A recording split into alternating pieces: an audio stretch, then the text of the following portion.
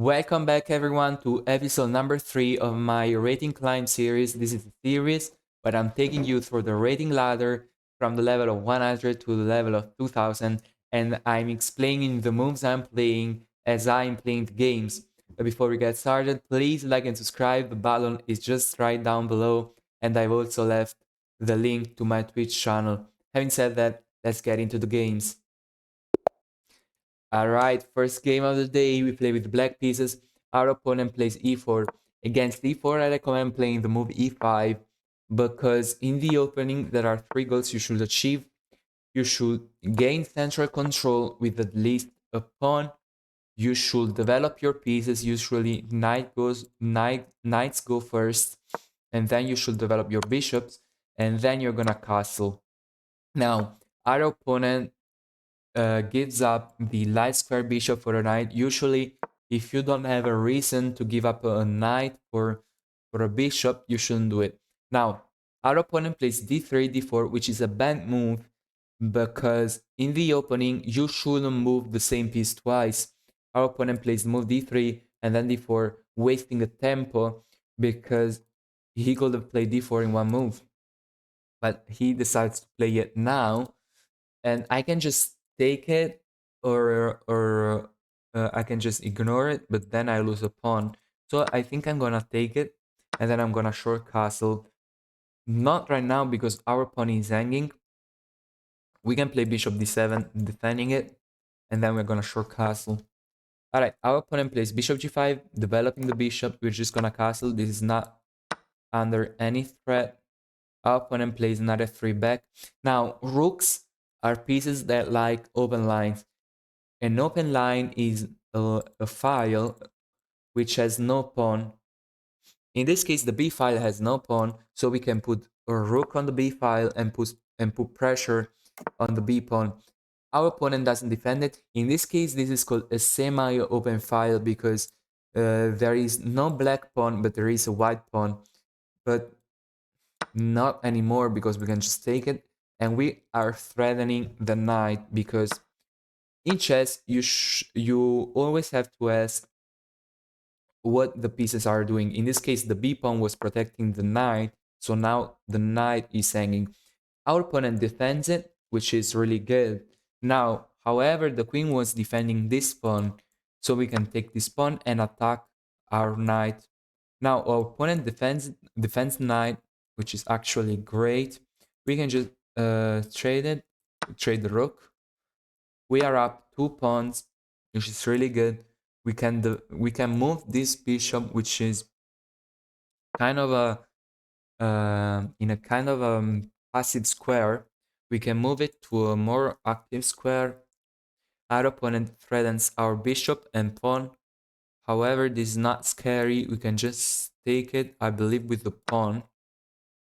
We are threatening to take the knight and then damage our opponent's structure. Of course, when you're up material, you should trade queen. This is a general rule. You should trade as many pieces as you can because in the endgame, if you're up material, it's a lot easier to win. Now, in endgame, it's really important to have an active king. In this case, don't hang this pawn.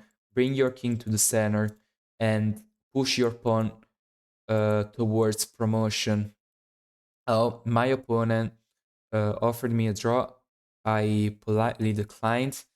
He's keeping offering me draws. All right, I just take it.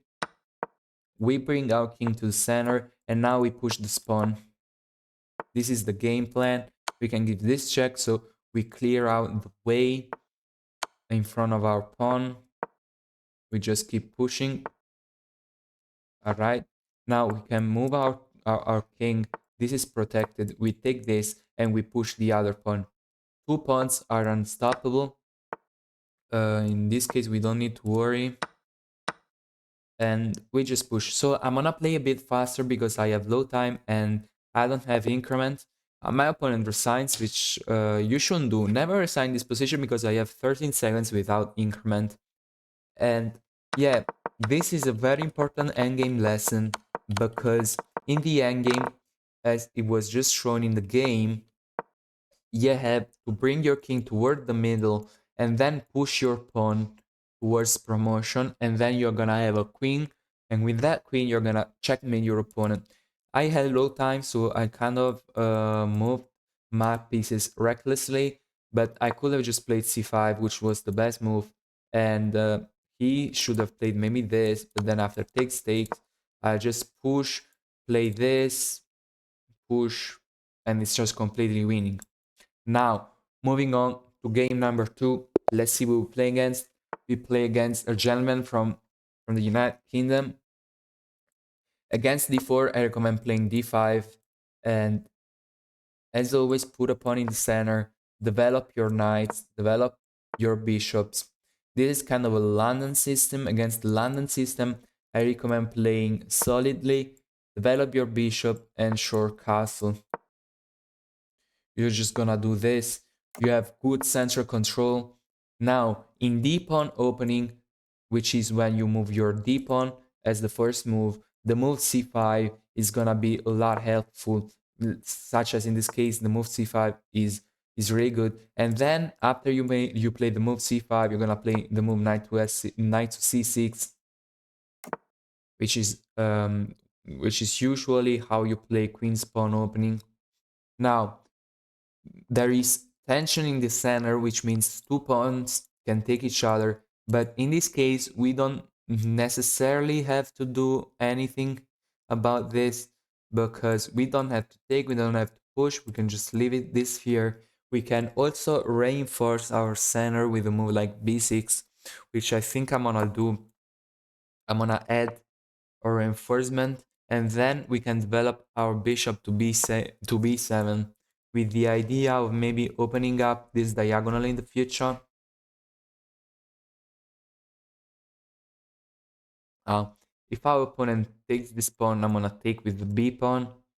All right, our opponent plants the knight into the center. We don't need to take, if you don't need to take a piece, if you don't have a reason to do that, it's better for you not to do it. Don't exchange pieces if you don't have a reason why.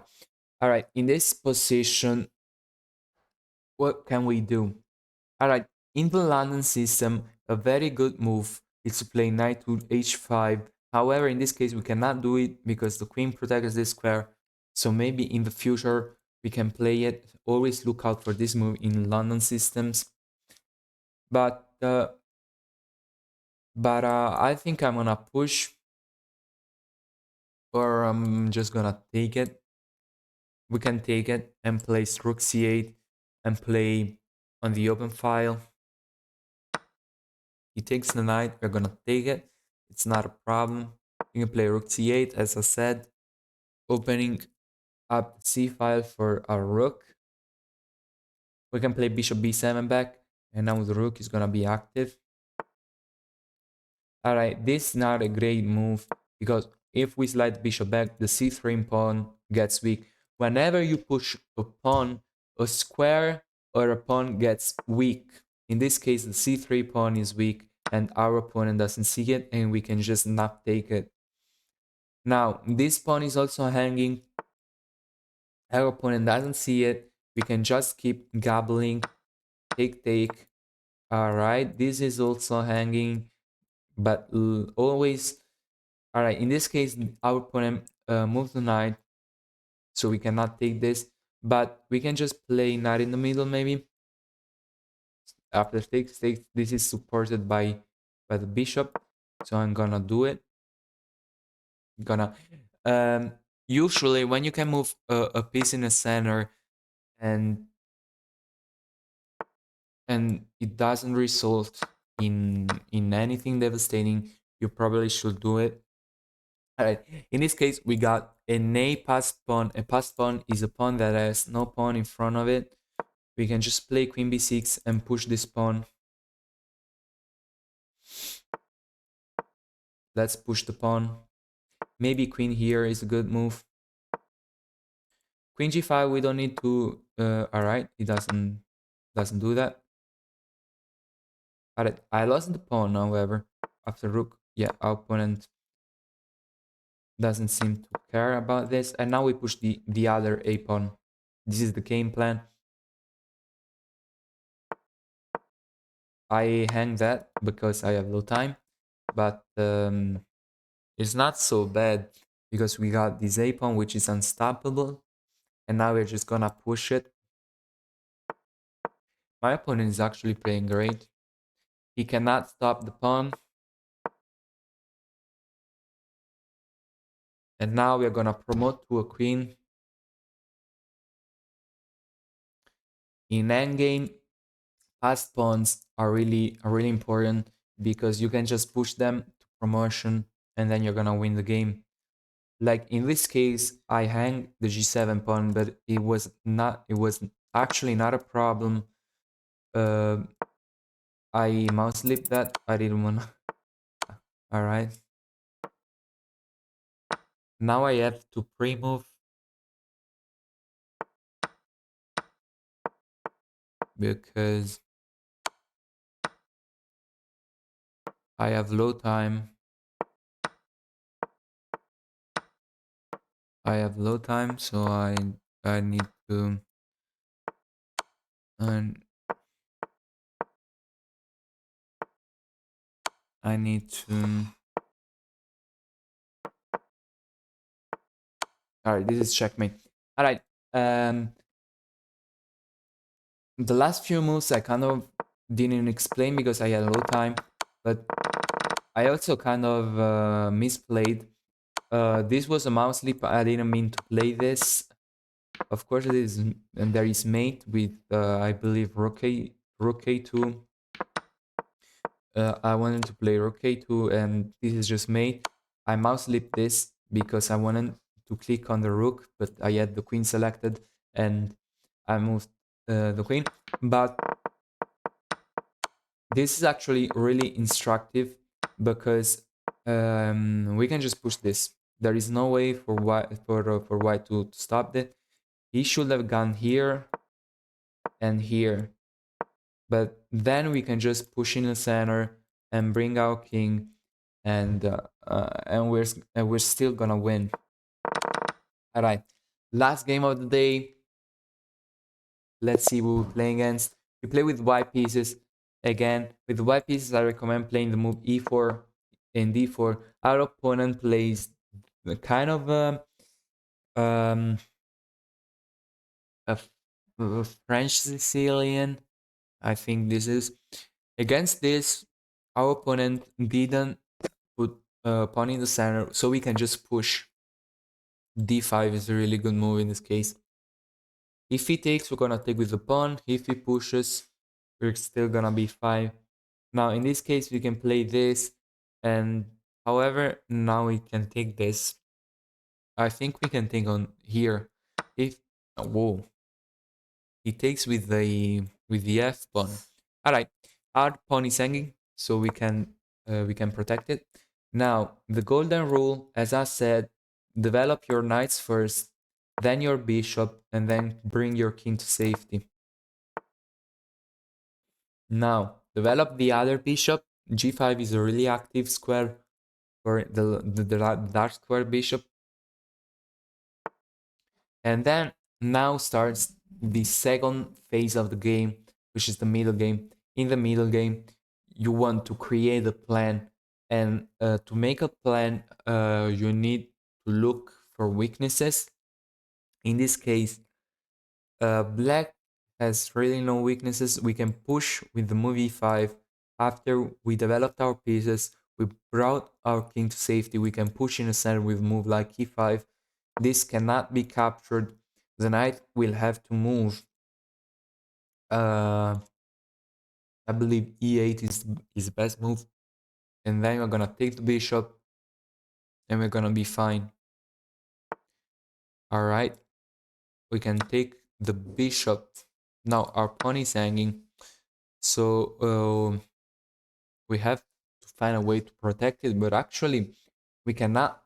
Maybe if I was a mistake, because when you push in the center, you run the risk to overextend, and now this pawn cannot be protected.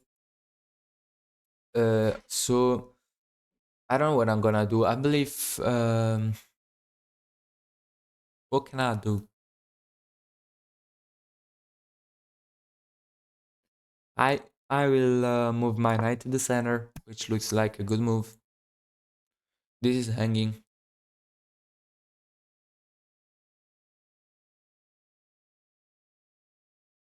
If our opponent takes it, yes, I believe we can plant a knight on d6. I believe I'm gonna do just that. My knight is protected. If he takes, I'm gonna take with the bishop, of course. You don't want to damage your structure, that's why I'm saying to take with the bishop. Our knight cannot be captured, this is protecting.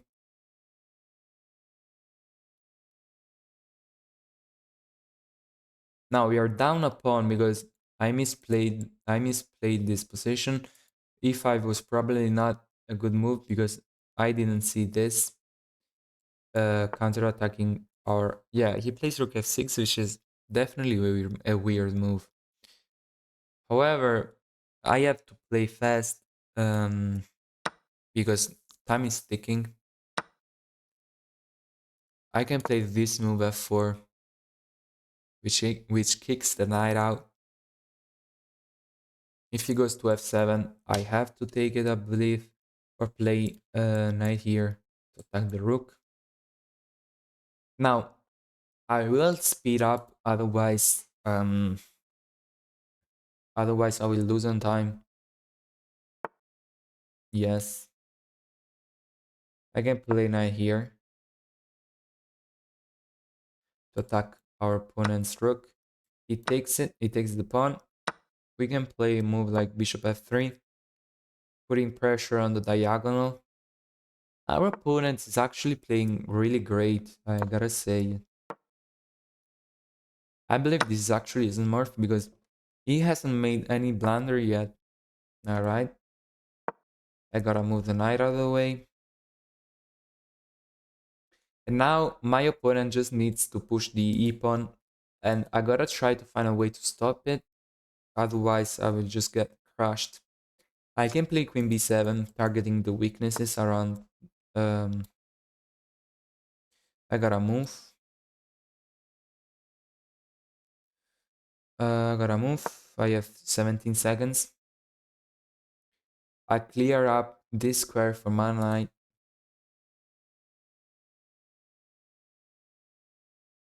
Alright, I have 20 seconds, so I will speed up and then I'm explaining the moves.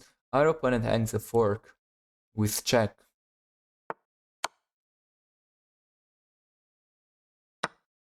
Of course, we trade it.